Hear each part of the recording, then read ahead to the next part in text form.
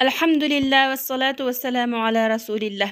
Abu Umama al-Bahili radhiyallahu anhudan rivoyat qilinudiki, Payg'ambar sallallohu alayhi ve sellem shundoq degan: Kimki Alloh uchun yaxshi ko'rsa, Alloh uchun yomon ko'rsa, Alloh uchun bersa va Alloh uchun bermasa, uning iymoni mukammal bo'lgan bo'ladi. Tirmiziy rivoyat qilgan sahih hadis.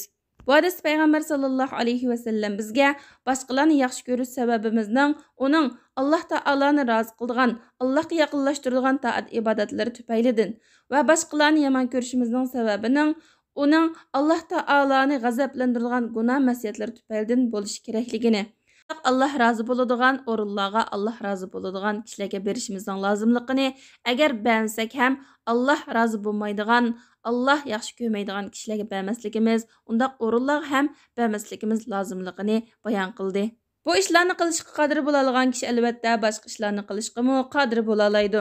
Bu ishlarga qodir bo'la olgan kishining mukofoti iymoni mukammal bo'lishdir. İxlas amallarning qabul bo'lish sharti va iymonning mukammal bo'lganligining alomati. Barcha taat ibodatlarni faqat Alloh roziligini ko'zlab, Allohdan ajr umid qilib, riyo qilmay, sum'a qilmay qilgan kishining iymoni mukammal bo'lgan bo'ladi.